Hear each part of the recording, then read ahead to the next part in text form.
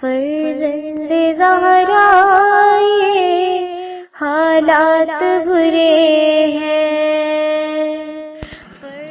کاشانہ بصیرت ایک ایسا مکمل یوٹیوب چینل جس پر محروم بصارت کے لیے بالخصوص اور تمام افراد کے لیے بالعموم سینکڑوں کی تعداد میں اسلامی کتب دستیاب ہیں. لہذا گزارش ہے کہ آپ اپنی ذمہ داری نبھاتے ہوئے کاشانہ بصیرت کو سبسکرائب کرنے کے ساتھ ساتھ بیل آئیکن کو پریس کیجئے تاکہ آپ علم کے حصول کے ساتھ ساتھ مذہب اہل بیت کی اشاعت میں بھی اہم کردار ادا کرتے رہیں. کاشانہ بصیرت. فرزند زہرا یہ حالات برے ہیں. Page 140, and this is chapter 3 of this book, and the topic is, the title of this chapter is regarding the occultation, in bracket is ghibat, of Prophet Saleh alayhi salam.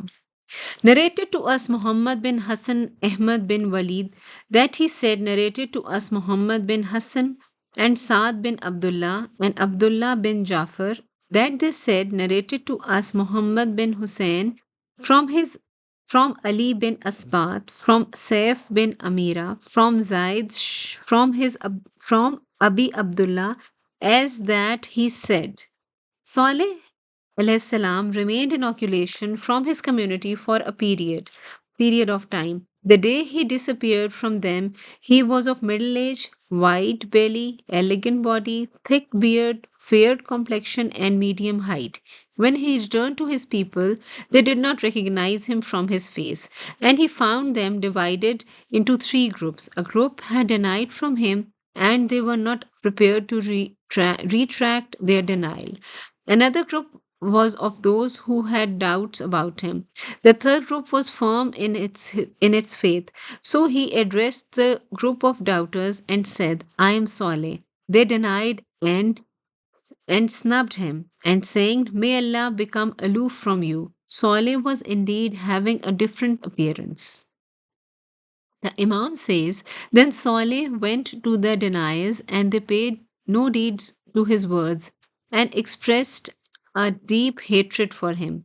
After that, he went to the third group, which was group of faithful believers, and told them that he was Saleh. They said, please tell us something through which we may not have any doubt about you. We have no doubt of that Allah, the Mighty and the High, who the Creator, can change the appearance of anyone He wants.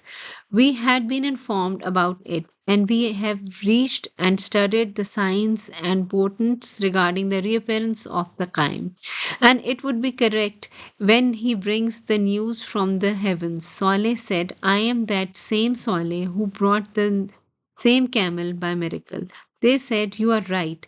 It is the same point we argued on. But tell us what its sign was. An alternate day was reserved for this she-camel to drink from the stream, and alternate for you.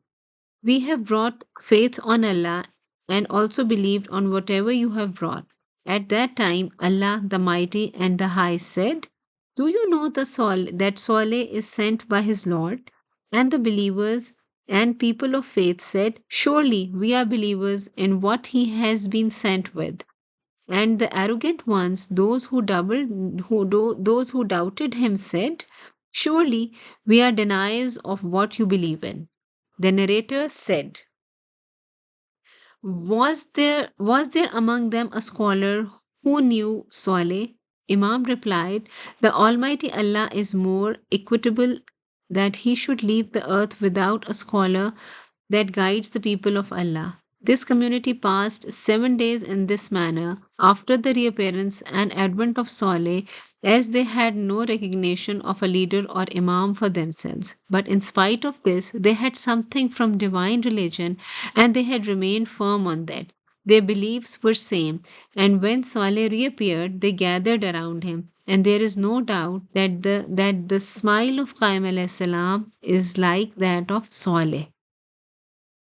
The reference of surahs given are Surah Araf.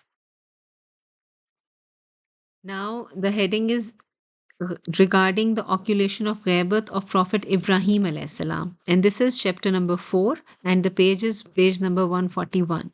As for the occultation of Ibrahim, the friend of the beneficent, peace be upon him, is it exactly resembles the occulation of our Qaim, peace be upon him. Rather, it is more astonishing because Allah the Mighty and Sublime kept Ibrahim alayhi salam concealed when he was in the womb. So much so that Allah, through his power, transferred him from her womb to her back. Then he concealed the matter of his birth till an appointed time.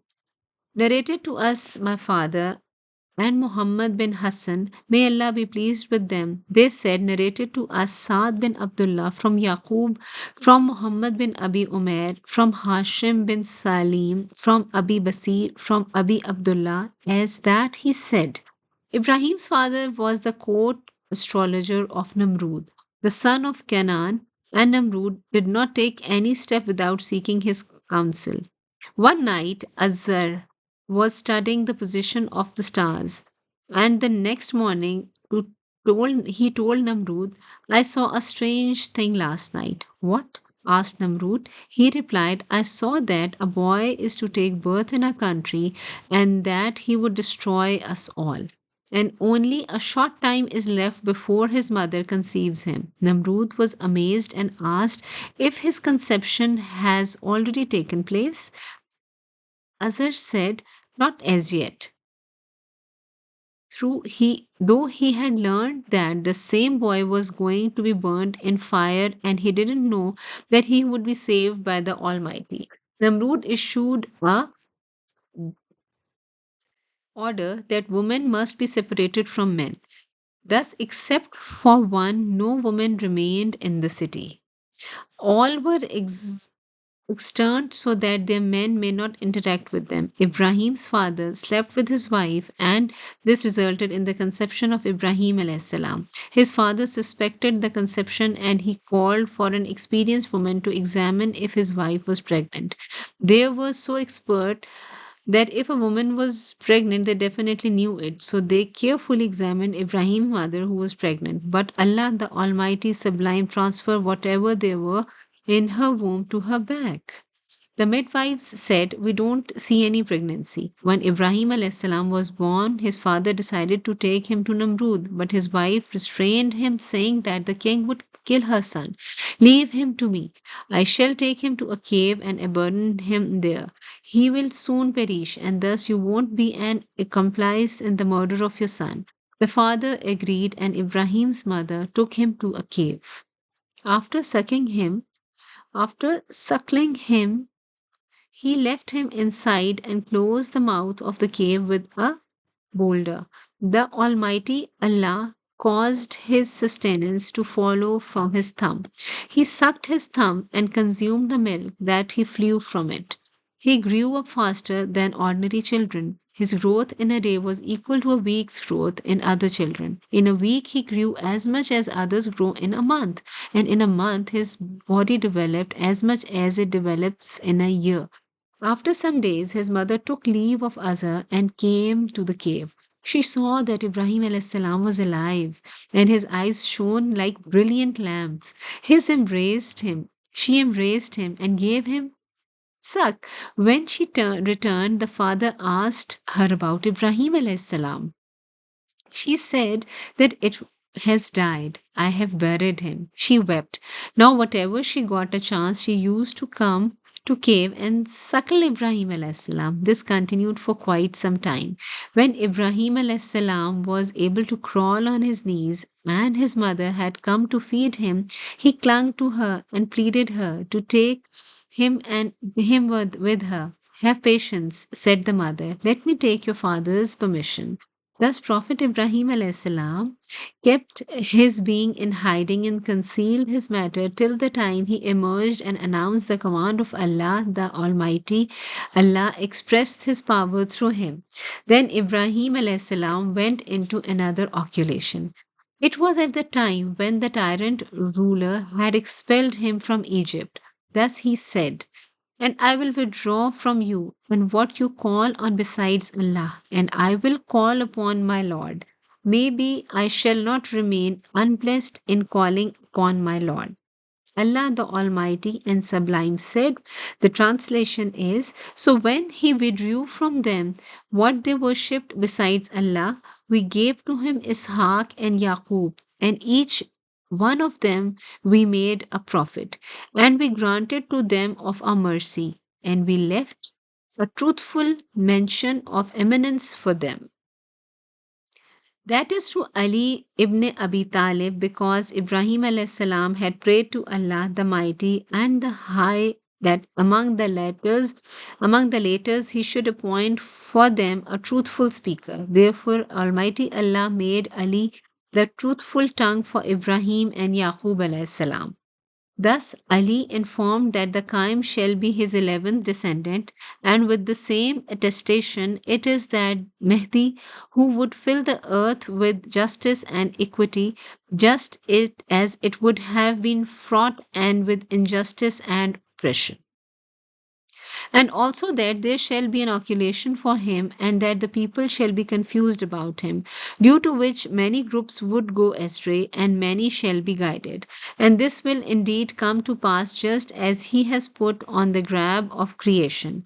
And he, in bracket is Ali, has mentioned in the tradition of Kumail bin Zaid Nakai, indeed the earth shall remain established through a divine proof who shall either be apparent and well known or concealed and hidden so that the proof of Allah and his clear evidences do not become invalid.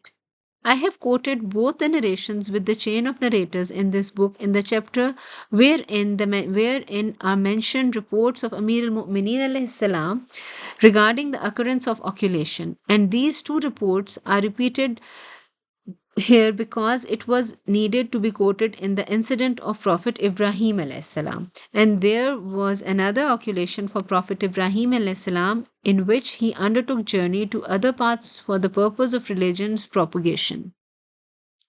Narrated to us my father and Muhammad bin Hassan, may Allah be pleased with them, they said, narrated to us Saad bin Abdullah and Abdullah bin Jafar, all of them from Ahmad Muhammad bin Isa, from Hassan bin Mehboob, from Malik bin Atiyah, from Abi Hamza, and from Abi Jafar alayhis salam, that he said, one day Ibrahim alayhis salam set out for a walk to derive some lessons from the creatures of Allah. Wandering through the town, he reached wilderness and saw a man standing up in prayers. His voice was reaching the sky and his dress was made of hair. Ibrahim alayhis salam stood with there in an amazement and watched him pray. Then he sat down, waiting for him to conclude his prayers. A long time passed. At last, Ibrahim alayhis salam nudged him with his hand, saying that he had a request from him and that he should shorten his prayers. The person concluded the prayers and turned towards Ibrahim alayhis salam. For whom do you offer prayers? Asked Ibrahim alayhis salam. For the God of Ibrahim alayhis salam. Who is the God of Ibrahim? The one who has created you and I. I like your way, said Ibrahim alayhis salam. I wish to make you my brother for Allah's pleasure. Tell me, where do you live, so that whenever I wish I can pay you a visit. The worshipper said, my house is across this water, and he indicated towards the river. And the place of my prayer is this only. If Allah wills, you shall find me here. Then this man asked Prophet Ibrahim alayhis salam, do you want something from me? Yes, replied Ibrahim alayhis salam. Pray to Allah and I shall say Ameen. Or I will pray and you says Ameen. He asked, but what shall we pray for? For the sinners among the believers, replied Ibrahim alayhis salam. The worshipper refused, and when asked the reason, he said he was praying for a particular thing for the past 3 years, and his prayers have not been answered so far. I feel ashamed of requesting Allah for something about which I am not sure if it will be fulfilled, he explained. The Ibrahim alayhis salam asked him as to what his need was that he continues to invocate Allah. The worshipper said, one day while busy in prayers at my usual place, I saw a handsome boy pass by. A light shone his forehead and his tresses followed on his back. He was gazing some cows and with such shiny skins as if anto- anointed with oil. He also had fed, well fed and healthy sheep. I was elated at the sight and asked him, "O young man, to whom do these cows and sheep belong?" "They are mine," replied the boy. "Who are you?" asked I. "I am Ismail, the son of Ibrahim, the mighty and sublime." At that moment, I prayed to Allah He grant me the chance to see his friend Khalil. Prophet Ibrahim alayhis salam said, "I am Ibrahim, the Khalil of beneficent Rahman, and the boy is my son." The man said, "Praise be to Allah, the Lord of the worlds. He has granted my prayers." Then he kissed the cheeks of Ibrahim alayhis salam and putting his arms around his neck and said, "Now you appreciate, now you supplicate, and I will say Amin." So Ibrahim alayhis salam supplicated for the believers from the time unto the day of Qiyamah and requested Allah to condone their sins and to be pleased with them. The worshipper recited Ameen on his invocations. Imam Baqir alayhi salam says Ibrahim alayhi salam's prayer is effective for our Shias right up to the day of Qiyamah. And this is the end of this chapter number 4, and we were on page number 144. Now we are moving to another chapter, that is chapter number 5, and the topic of this chapter is regarding the occultation, in bracket is ghabat of Prophet Yusuf alayhi salam. The period of the occultation of Prophet Yusuf alayhi salam was that of 20 years. During this time, he never applied oil to his hair, did not use coal and perfume, and didn't touch a woman till the time the Almighty Allah once more gathered the scattered family of Yaqub and brought together Yusuf, his brother, his father, and maternal aunt. On these 20 years, he was in the well of 3 days and in the prison for some years. And for the remaining years, he was the ruler. He was in Egypt while Yaqub alayhis salam was in Palestine, and the distance between them was only 9 days of travel. He passed through various circumstances during the period of occultation. Sometimes his brothers united to eliminate him and later changed the plan and decided to throw him down the well. Then they sold him as a slave for a minor sum of money. After that, he was involved to the deceit and plot of wife of Egyptian king. Then he was forced to live in imprisonment for some years. After that, he became the ruler of Egypt, and in this way, the Almighty Allah reunited him, his family, and fulfilled the vision he had seen. Narrated to us Muhammad bin Ali Majawali Rahmatullah alayh, that narrated to us Muhammad bin Yahya al-Atar, Hussein bin Hassan bin Aban, and Muhammad bin Umaria from Ahmad bin Hassan, from Hashim bin Salim, from Abi Abdullah, that he said, Abadu came to Prophet Yusuf alayhi salam to purchase rations from him, and the later sold it. When the transaction was over, Prophet Yusuf alayhi salam asked, "Where do you live?" He said, "At such and such place." The narrator says Yusuf said, "So you halt at such and such desert and call out, 'O Yaqub, O Yaqub,' and a tall, handsome man will come to you. You tell him that you met a person in Egypt who has conveyed salutations to him. He would say, 'This trust of yours will not be wasted with Allah, the mighty and sublime.'" The narrator says, "Thus the Badoon reached the place. He told his servants to take care of his camel. Then he began to call out, 'O Yaqub, O Yaqub.' A tall and handsome man emerged walking with the support of a wall. The Badoon asked if he was Yaqub. When he replied in the positive, and he conveyed to him all the Prophet Yusuf alayhi salam had said. Yaqub alayhi salam fell down in the sound, and when he regained consciousness, he said, "O Badu, do you have wish from Allah?"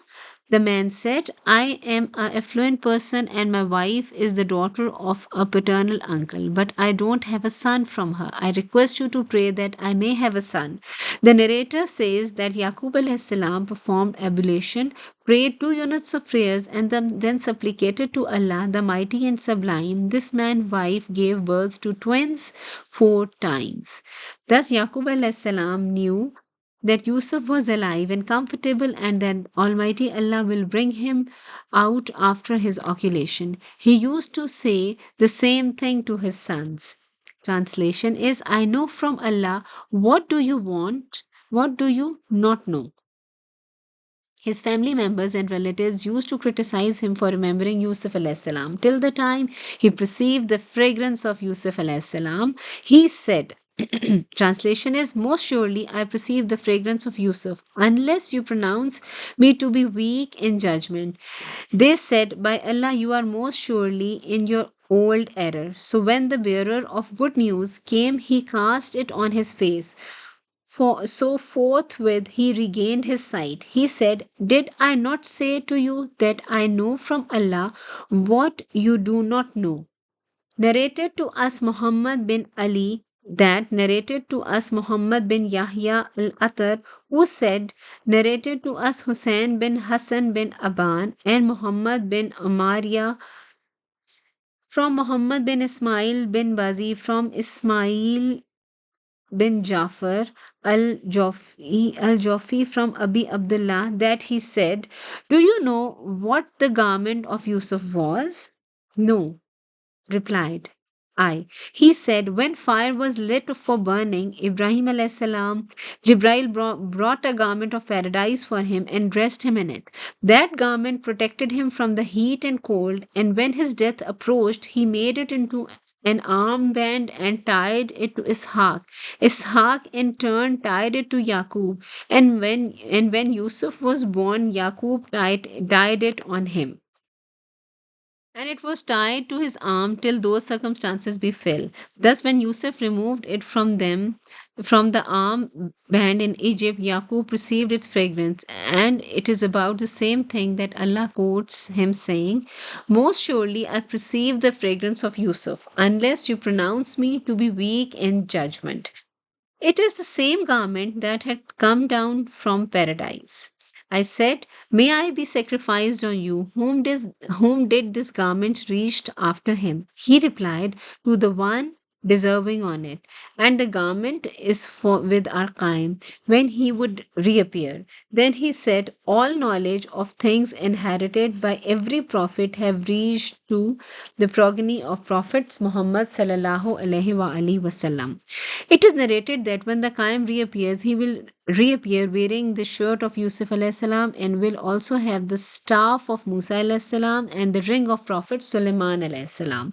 And that proves that Yaqub alayhi salam was aware that Yusuf was alive and had disappeared. As a divine test is that when the other sons returned in the evening weeping and wailing, he asked them, why are you crying and wailing? And why don't I see my dear Yusuf among you? Translation is, they said, O our father, surely we went off racing and left Yusuf by our goods. So the wolf devoured him, and you will not believe us, though we are truthful.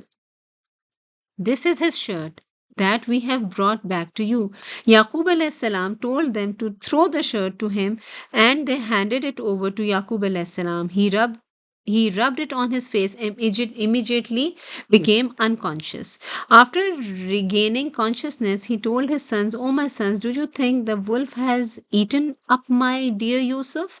When they replied in the positive, he said, then tell me why I cannot perceive the smell of Yusuf's flesh, and why do I find his shirts undamaged? Even if you grant the shirt is open from below, did the wolf not need to tear it in order to reach the shoulders and neck of Yusuf? It is only an allegation on the wolf, and indeed my son is oppressed. Nay, your souls have made the matter light for you, but patience is good, and Allah to Allah is He whose help is sought for against what you describe. That night, Yaqub alayhi salam kept away from them and he did not speak to them. He began to recite an elegy for Yusuf alayhi salam and said again and again, O my dear Yusuf, whom I preferred over all my sons, he has been taken away from me. O my dear Yusuf, of all my children, I had hope only in him, and he is snatched from me. O my dear Yusuf, I used to make him sleep on my right and left arm. He is taken away from me. O my dear Yusuf, by whom I felt the emptiness of my loneliness, he is taken away from me. O my dear Yusuf, on whom you left me, or where shall I search for you? O my dear Yusuf, if I only had been with you, so that I could have also borne what you had to bear. Oh, my dear Yusuf, if I only had known on which mountain they have abandoned you, or in which river they have thrown you, or my dear Yusuf, if I only had been with you and had suffered the same calamities that you had to suffer. Among the points proving that Yaqub alayhi salam was aware that Yusuf alayhi salam was alive and inoculation is that he said, the translation is, maybe Allah will bring them all together to me. O my sons, go and inquire respecting Yusuf and his mother and his brother, and despair not Allah's mercy. Surely none despair of Allah's mercy except the unbelieving people. Imam Jafri Sadiq alayhi salam said, Prophet Yaqub asked the angel of death, tell me whether you capture the soul together or you capture each of them separately. He replied, separately. Then Yaqub alayhi salam asked, is the soul of Yusuf there among the souls that you have captured? No, said the angel. Thus, after this, Yaqub alayhi salam told his sons, O my sons, go out and search for Yusuf and his brother. Thus, the condition of the people of our time who know about the master of our time living in concealment and those who have his recognition is the same as the condition of Yaqub alayhi salam regarding Prophet Yusuf and his concealment. And those who are ignorant and foolish, they behave in the same way as did the family members and relative of Yaqub alayhi salam. They were so ignorant about Yusuf alayhi salam and his occupation that they used to tell their father, by Allah, you are most surely in your old error. And the saying of Yaqub alayhi salam when the bringer of good news rubbed the shirt of Yusuf alayhi salam on his face and he regained his eyesight, that did I not say to you that I know from Allah what you do not know? This proves that he knew that Yusuf was alive and that he had to go into oculation by the test. Narrated to his father Narrated to his father and Muhammad bin Hassan, may Allah be pleased with them, they said, narrated to us Abdullah bin Jafar and from Ahmad bin Hilal Isa, from Abdur Rahman bin Abi Narjan, from Sadir, who said, I heard Abba Abdullah alayhi salam say, the Qaim is also having a similarity to Prophet Yusuf alayhi salam. The narrator says, I said, perhaps you want to tell us about him or his occupation. He told me, in this Umrah, the opponents who resemble swine don't oppose that Yusuf's brother were among the children of prophets, but they sold away Yusuf while all of them were his brothers, and he was also a brother to them.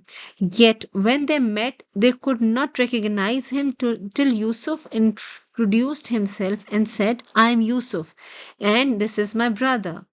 Thus, how can this ummah deny if the Allah Almighty wants to keep his proof concealed from them in a period of time? And one day Yusuf became the king of Egypt, and the distance between him and his father was only of 18 days' travel.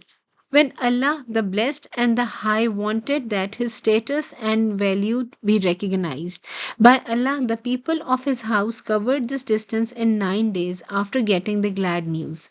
Thus, how can this Ummah deny that Allah, the Mighty and Sublime, can do with his proof the same as what he had done with Yusuf.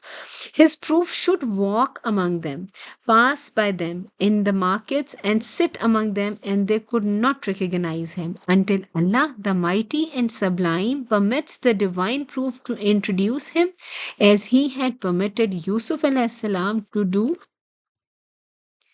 So when he said, and the translation is, "Do you know how you treated Yusuf and his brother when you were ignorant?" They said, "Are you indeed Yusuf?" He said, "I am Yusuf, and this is my brother." Now, this is the end of chapter number 5, and this was page number 149. And in next part, we will read next chapter.